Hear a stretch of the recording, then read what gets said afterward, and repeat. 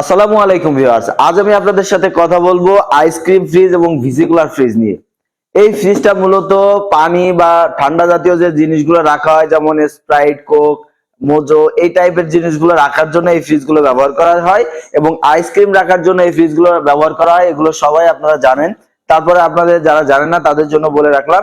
তো এই ফ্রিজের কিন্তু অনেকগুলো মডেল হয়, অনেকগুলো সাইজ হয়। আমার সামনে যে এই পাশের যে মডেলটা দেখতেছেন, এটা 135 লিটারের একটা মডেল। এটা 275 লিটারের একটা পাওয়া যায়, যেটা হাইটটা অনেক বেশি এবং জায়গাটা অনেক বেশি। এবং এই পাশে যেটা দেখতে পাচ্ছেন, এটি মডেল হলো 158 লিটার এবং এটার যে বড় সাইজটা আছে, এটার আপনার লিটার হলো 368 লিটার। তো আজকের ভিডিওতে আমি আপনাদেরকে জানাবো এই দুইটা ফ্রিজের সুবিধা কি কি, গ্যারান্টি ওয়ারেন্টি কতদিন এবং কোন কোম্পানির ফ্রিজ নিলে ভালো হবে, সবকিছু নিয়ে একটি বিস্তারিত ভিডিও তৈরি করব। তো এখনো পর্যন্ত আপনারা যদি আমার চ্যানেলকে সাবস্ক্রাইব করে না থাকেন, অবশ্যই সাবস্ক্রাইব করবেন, কারণ এরকম টেকনিক্যাল ভিডিও আমি আপনাদের সামনে তুলে ধরার চেষ্টা করি। তো চলুন বেশি কথা না বাড়িয়ে ভিডিওটা শুরু করে দিই।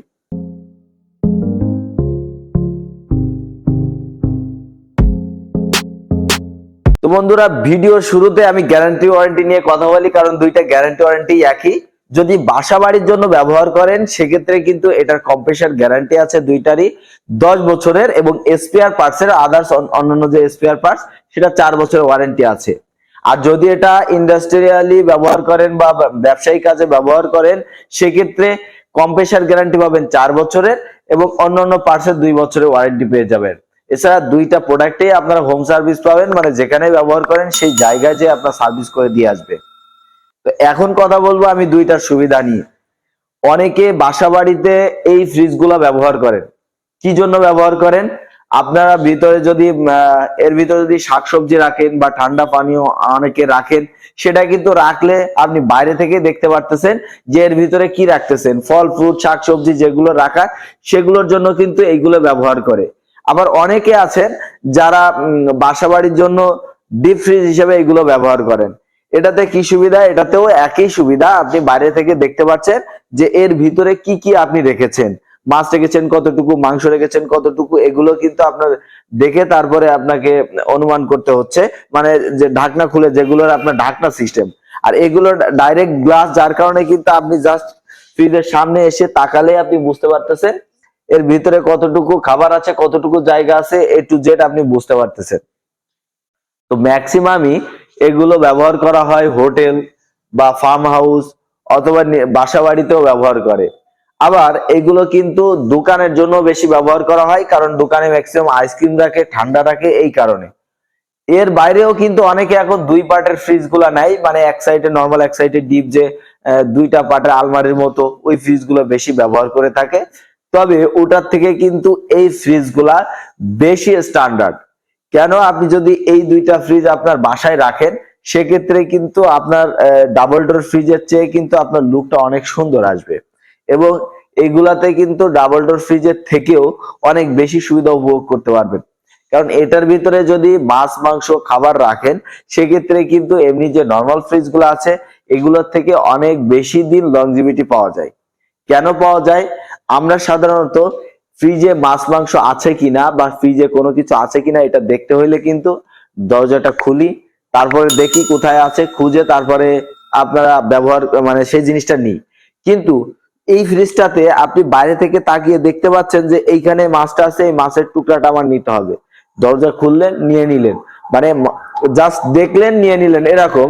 আর যদি আপনি যেগুলো ঢাকনাওয়ালা, যেগুলো আপনার দেখা যায় না, সেই ফ্রিজ গুলাতে কি অসুবিধা হয়? আপনাকে দরজা খুলে তারপরে কিন্তু কোনটা কোথায় আছে সেটা দেখে বের করে নিতে হয়। এই জন্য কিন্তু আপনার যে ফ্রিজ গুলা দেখতে পাচ্ছেন দরজার সিস্টেম, সেগুলোর থেকে কিন্তু এইগুলা যে গ্লাসের ফ্রিজ, সামনে স্বচ্ছ গ্লাসের, এগুলা কিন্তু ইলেকট্রিসিটি বিল কম আসে এবং কিন্তু ব্যবহার করে অনেক বেশি মজা পাওয়া যায়। তো যারা শখের বশে, প্রয়োজনে বা আপনার ব্যবসায়িক কাজে এই ফ্রিজগুলো নিতে চান, তারা এই ফ্রিজগুলো নিতে পারেন। তো কথা বলবো এগুলোর প্রাইস নিয়ে। প্রাইসটা আসলে অ্যাকচুয়ালি বলা যায় না, কারণ বিভিন্ন সময় বিভিন্ন অফার থাকে, প্রাইসটা আপ ডাউন হইতে পারে, যার কারণে যদি আমি প্রাইসটা বলি সেক্ষেত্রে প্রতারিত হতে পারে। আপনারা যদি এই ফ্রিজগুলো নিতে চান, আপনারা আমাকে কমেন্ট করবেন, আমি কমেন্টে আপনাদের প্রাইসগুলো বলে দিব। তো এখন আসুন আমি আপনাদেরকে দেখাই এই ফ্রিজের বৈশিষ্ট্যগুলো। এই ফ্রিজটার আপনার ভিতরে কিন্তু লাইটিং সিস্টেম আছে, যদি এর ভিতরে আপনি কোনো কিছু রাখেন, দরজা খুললে সাথে সাথে কিন্তু এটা আপনার লাইট গুলো আপনার জ্বলে উঠবে, অথবা আপনি এখানে সুইচ আছে লাইটটা কন্ট্রোল করার জন্য, সাইডে যে সুইচ আছে সুইচটা কিন্তু সুইচের মাধ্যমে এটা কন্ট্রোল করতে পারবেন। এছাড়া আমাদের সামনে যে গ্লাসটা দেখতে পাচ্ছেন এটা টেম্পার্ড গ্লাস, যার কারণে এটা সহজে ভাঙার ভয় নেই। এমনি নর্মাল যে গ্লাস দেখতেছেন এই নর্মাল গ্লাসের থেকে কিন্তু অনেক অনেক বেশি হার্ডি এই গ্লাসগুলো।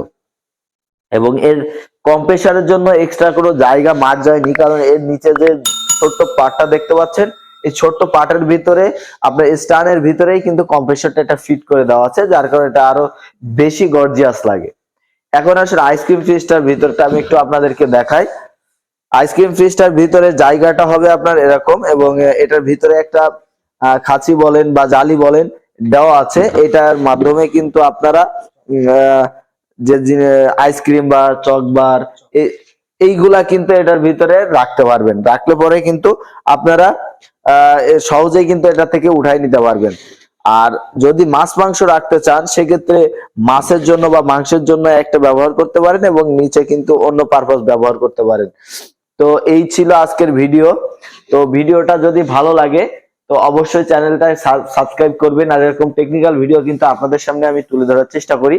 তো দেখা হবে নতুন কোনো পর্বে নতুন কোনো ভিডিও নিয়ে, ততদিন ভালো থাকবেন। আসসালামু আলাইকুম।